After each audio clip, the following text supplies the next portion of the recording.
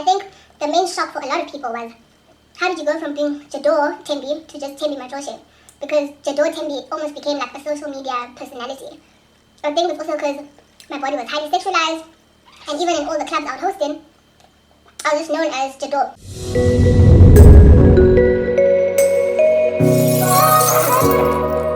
Hey guys, welcome to my channel. Today we are doing a mukbang. So I decided to prepare a lovely feast for myself. This is technically my cheat day. However, I also just wanted to celebrate and be in the spirit of Easter. So the topic for today's mukbang is my rebrand, and basically how I've been perceived on social media to how I believe I am perceived now. I'm gonna get right into this food. If you are a mukbang lover, grab something to eat and eat with me as well. If this is your first time watching a mukbang, you're basically just gonna watch me eat and talk as if we are both chilling, hanging out, like you would if you're hanging out with your friend. I've got some chicken wings, I've got some butternut, I've got a green salad, I've got pasta, I've got ribs, and I've got beetroot. Beans, creams, potatoes, tomatoes, lamb, rice, As you can see, the plate is not fighting, the beetroot is behaving. We are all happy. So let me get right into it. I'm so keen. The first thing I'm gonna do is cut these ribs because they just fall off the bone. I thought it was gonna be a mission. So where do I begin? These are so good. Let me provide some of my new followers some context. Prior to, my move to Joburg and finishing school, I was staying in Cape Town and I was studying that side. So while I was studying, I think I was very nonchalant about my social media use, as well as what kind of career path I want to follow. Although I was very resolute in what I was studying, and I knew that I'm definitely going to be in the art world, I was always open to being in the public eye to a certain extent. At the time, I think I had about 15 to 20,000 followers on Instagram, which was not really that big within the larger context. I remember wanting to go into the influencer space to a certain extent, and I did.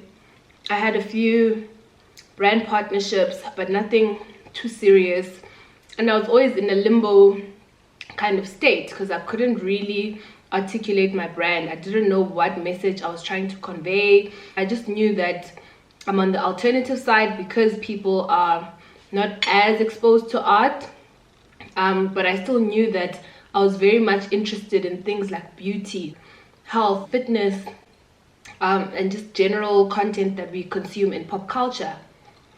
I guess this whole thing started when I was very into going to the club, because when you are a student, that's pretty much all you do. On your weekends, if you're not getting wasted with your friends at home, you're going out to different clubs, you're used to the club promoters, everyone on that particular scene. And this was about in 2016, 2017, when hosting in the club became a thing. We went from having promo girls, promo boys, who would just promote events on their social media. They would invite people, give people guest lists. And then we entered this phenomenon where I guess girls who were considered as attractive and beautiful, with tens of thousands or hundreds of thousands of followers on social media, became what we know now as hosts or club hosts. And I think it was an interesting spin on the promo girl, because you were no longer just circulating flyers or giving people guest lists, but you were actually being paid to attend parties. You became some sort of attraction when it came to going to the club. So I guess this is how my story fits into the grander scheme of this whole scene. I was at Coco, a club in Cape Town, this one night. and some girls from Joburg were hosting, you know. They were in Cape Town, they had been flown by the club, and they were basically making an appearance there. They were being paid for it. And this was low-key like celebrities who are not celebrities becoming celebrities, if you get what I mean. People who had gained massive popularity on social media were now being people that you could actually interact with in person. People would want to take pictures with them. People would go to the club just to pop bottles for them. It was wild, absolutely wild. I was in VIP, and one of the girls that was hosting was sitting on like the stage, and she basically like called me, because obviously the other thing about this hosting thing was there was a huge focus on like girls with booties, girls who were thick and all of that. So I remember they were just calling all the girls to their section that were like curvaceous, that were twerking. It was a whole scene. You know, if you regularly go to the club, girls love to hype each other. Like it was that type of vibe where, you know, the girls were just hyping each other. The girls were having fun by themselves. There were no men. Oh no. The men were not the center of attention on that, you know, particular day, which was great, because I think the other thing that hosting allowed girls to do was to be completely free in the club, because chances are you were being paid for the event and you were being given like a rider, basically, like bottles. You were being, you know, just like given the full VIP experience without having to deal with thirsty people. I go up on the stage and I'm dancing with these girls, and like, to be honest, they were really popping. Like at that particular time, there were people that you wouldn't mind being seen with. Other people would love to be seen with them. They were it, like in terms of popularity. So one of the girls said to me, "You're really beautiful and I'd love for you to join our management team." The management team rhymed with decline management. That's what we'll call them. And like, as I said, for someone who was very confused about their brand, this was a great opportunity for me, because I was looking for guidance. I was looking for, I guess, some kind of understanding into how I can take my brand to the next level. So naturally I said yes. Because they were based in Joburg, it was a bit tricky, like figuring out the logistics, but we were very keen to make it happen, especially because clubs were now flying girls, you know, city to city, depending on the demand for you to host at that particular space. We had a meeting and we discussed the logistics, the intentions behind it, the prospects, the goals, and all of this was just to put me, you know, on the map, make me the best I could be. And this would incorporate all facets of me: my interest in art, my interest in beauty, my interest in fitness, body positivity. We had like a whole plan for how I was going to assert myself in the digital space, in real life, you know, everywhere. They had managed to brand themselves in a particular way that the South African audience enjoyed. Some people loved them, some people hated them, but the reality is they had really found a way and a niche that no one was doing at the time. A lot of the influencers at that time, and maybe to a certain degree now, were very palatable, right? Palatable and respectable towards just the South African public. So certain individuals who were considered as baddies or bads or just bad girls did not fit the scope. So I believe these girls decided to create their own. If brands didn't want to work with them here in the country, they were going to create their own brands, or they were going to approach brands in the US and, you know, in other countries. So I was completely sold by this idea because I felt a little bit misunderstood. I felt like I'm so multifaceted, but people either want to see one side or they want to frame you in a particular way. Entering the partnership, the first kind of thing that we prioritized was hosting, because I think that's generally what these girls were known for, and they were actually excelling in that space. So it was very easy for them to sell me in that way, especially because they were friends with club owners, they had worked with club owners, promoters. It was very easy for them to get into that space of, let's just say, entertainment. I'd host in different cities in the country, in Cape Town, in Joburg, in Durban, and all of this was while I was studying. I was a student, full-time, getting my first or second degree, I don't remember. But throughout all of this, I was going to the club, getting my commissions, getting my fee. You know, it was actually really good money at the time, because when you are a student, you know, you obviously don't make anything, or you don't make much. And a lot of my friends had part-time jobs, and for me, I'm not the part-time job kind of person, but it was extremely beneficial to just have to go to the club, be seen at the club, post about the club, and get a cute coin from all of that. And it was really great, especially during the festive season in December. I remember even ditching a family occasion just to go host an event in Cape Town. And when I say host, don't even think about like MCing. That's a whole other bag. So hosting was literally you posting about the club prior. You may be getting a group of girls that you were going to go there and be seen with, and literally being there. And I guess that's when the speculation started to come around, when, you know, people could see that as these girls, we were starting to take this a little seriously. We're making cute coin of it. Some of the girls were being booked in clubs in Nigeria, Ghana, what are these other places?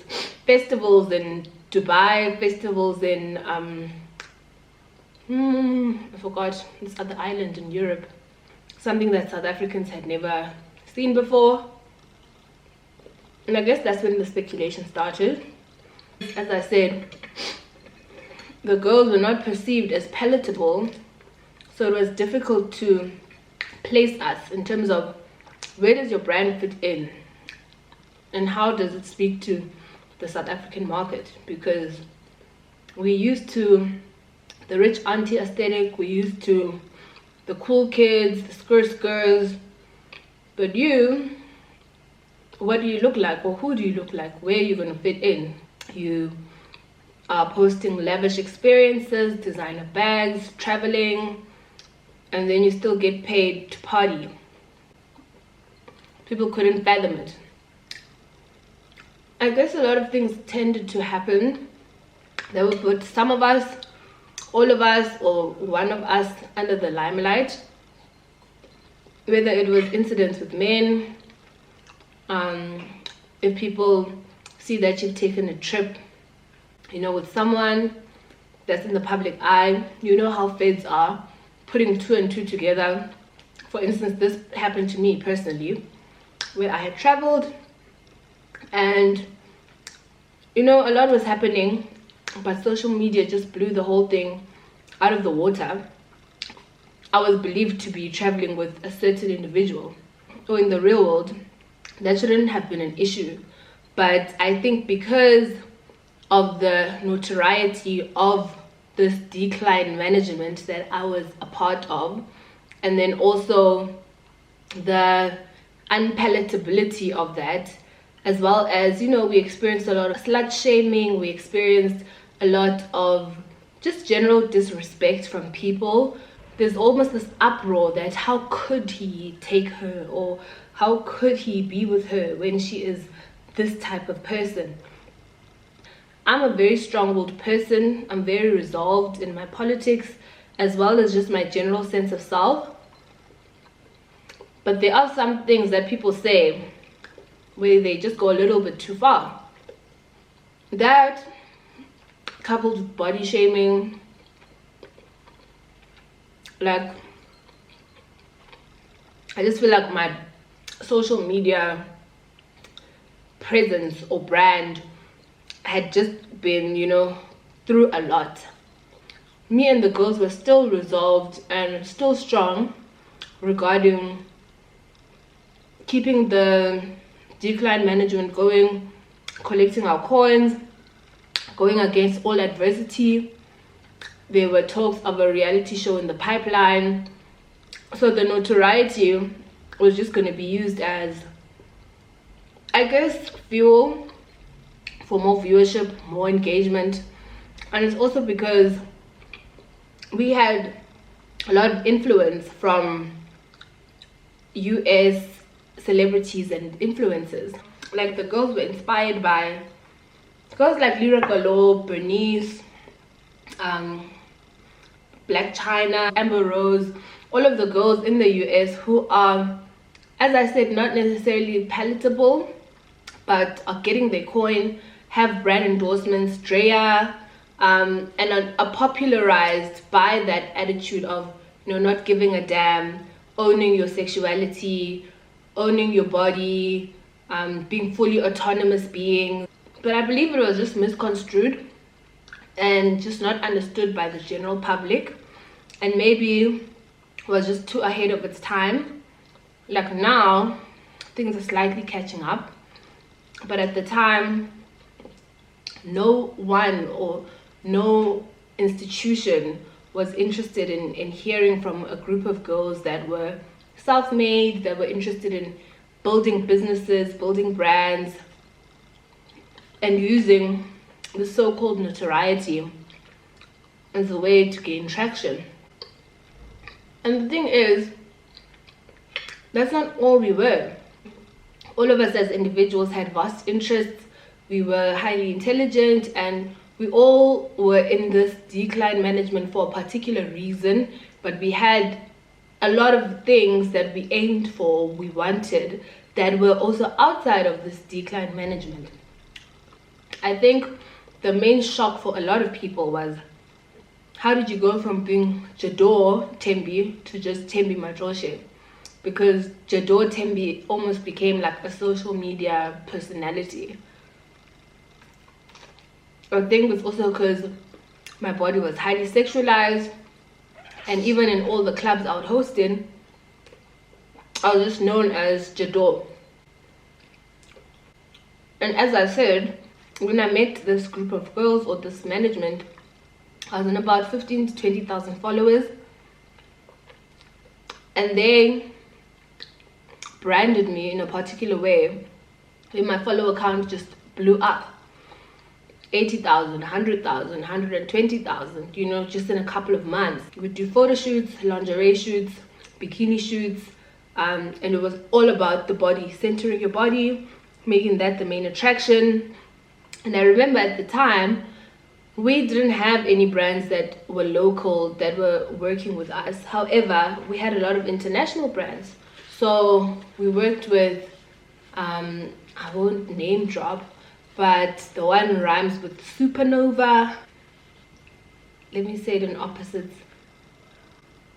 Ugly, big object. There were a lot of brands, and most of them were, you know, aiming for that baddie aesthetic, which we obviously had. And when it came to, you know, locally, it didn't translate. I think I want to get more rose. We were gaining all the social media popularity. We were in the public eye. We were creating content, but it didn't match, or it didn't speak to any brand ethos that was, you know, in South Africa. And I think a lot of that is because of the core values that we have as a South African nation. We are very conservative, so anything or anyone that presents themselves as a provocateur or someone that colors outside of the lines is seen as an outlier, especially when it is a woman. So because we set ourselves apart by not trying to be palatable, that really came to our own detriment, unfortunately. So we tried by all means to get extra work outside of the club space, but it started to seem like the club space was the only space where we were welcome to just be.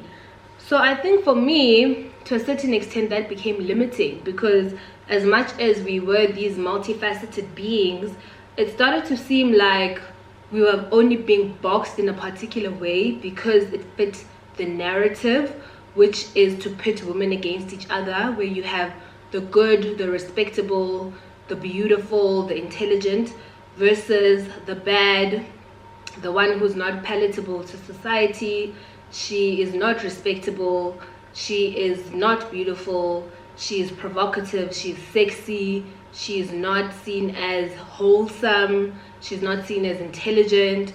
So because these two dichotomies were created for us, I was still in limbo. I felt like, wow, I went into a space where I thought I'd be embraced for all of me, as multifaceted as I can be, and then that went left real quick. I was not seen as someone who is acquiring her degree, or someone who has bright ideas, or someone who, you know, can interact and engage with audiences in real life, where I can articulate myself really well, and also, you know, on social media, through text, through multiple ways. And I think this was the case with all of us, because some of the girls within decline management had degrees, had been educated, could speak really well. Some people wanted to go into radio, some people wanted to go into TV. There were so many aspirations that we had, but because we had to either fit this side or that side, we didn't quite make sense within the spectrum, because we were outliers and it was difficult for me to pursue other interests, especially because I was getting towards the end of my academic career and I was going to enter the working world. So I was also like daunted by the idea that, oh my god, I've made such a name for myself on social media, where I'm perceived as this like sexy being who is known as a club girl, but I have so many things to contribute to society at large. For me, that is why, you know, I felt almost the urge to leave the group. Moving to Joburg, I was still under the management, and before finding a job like in the art world, I was heavily into hosting. I would host almost every weekend at different clubs in the city, and that literally paid my bills for the first couple of months, because I had already expressed that, oh, I'm not really feeling this hosting thing. I feel like it's clashing with my brand. So much is going on, because you only can be one thing here, and I was trying to pursue my other interests, and it got to a point where it didn't work. I couldn't combine the two, so I just had to leave. And then from there, I started pursuing my own independent projects. I started Art of Dining. I basically merge food and art. I usually have one emerging artist's work on display. Then we chat to our guests about, you know, investing and collecting art. So when I started that, I think that's what catapulted me into rebranding myself. I officially stopped hosting like club events, and at that point I was starting to do, you know, things that were more academically inclined. I was on panel discussions, I was presenting my papers, and then I started working at a gallery. So then I completely solidified myself as this art gal. But then still I had issues with that, because I've got other things that I'm into. So now I was wrestling with, should I maintain this art focused brand just so that I can be seen as respectable and be able to attain work. After I left Decline Management, I worked with like 2 other managers. The first was more like a project manager for my event, and he would do other ad hoc related things. The second was a social media manager, and she struggled. She really struggled. She never got me any work because I think she was just also struggling to understand the brand, articulate it to other people. I think a lot of people who live these lives or experience this kind of existence always have to be on the margins and can't necessarily have a voice because they are so scared of the backlash, or they're so scared that people won't understand what they're trying to say. When I can say certain things with my chest, like sex work is work, give women their money, pay me, and those are things that bounce between my personal life to my activism, as well as just my general ethos in life. And then when it came to social media, there was this discord because people thought that I'm supposed to be silent, I'm supposed to be voiceless, because typically an Instagram bad doesn't have a brain or doesn't have any kind of conception of their identity, or they can't frame their identity. Because this brings me to the point of, you know, why we're all gathered here today, why I have this YouTube channel. And I guess it's because I wanted to share with the world who I am, unapologetically, proudly, unashamedly.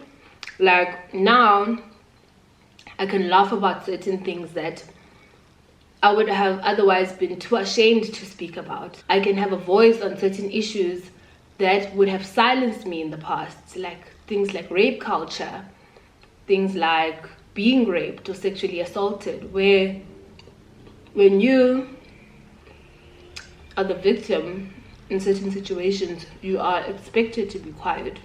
The whole purpose of like me now living such a loud and unashamed life is due to some of like those issues that I've dealt with in the past, but also because I want to be a form of representation for certain people. I want, you know, women everywhere to feel like they can just be. And I guess we could call this a rebrand, but for me, I think I've always had this within me, this form of being, this way of thinking.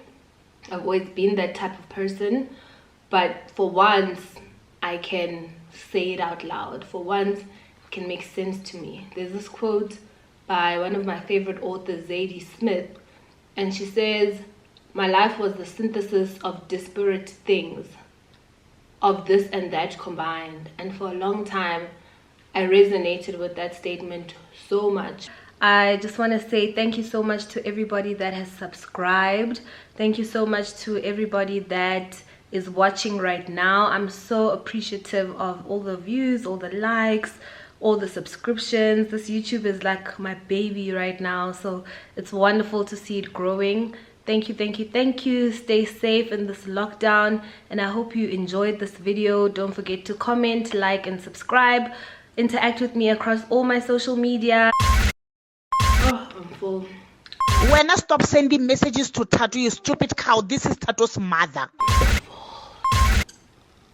I'm literally so full. Oh my god, I'm so full, guys.